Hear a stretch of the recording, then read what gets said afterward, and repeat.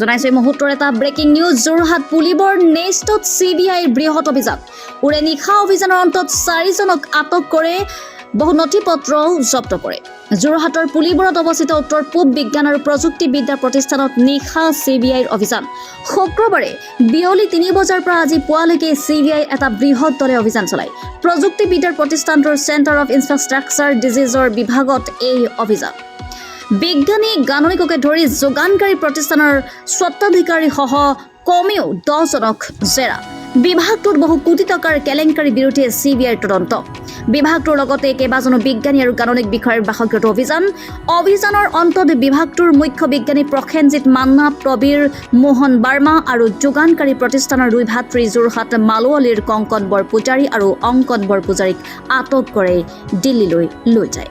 যোৰহাটৰ পৰা অনুপম বৰাৰ ৰিপৰ্টাৰ লাইভ অসম।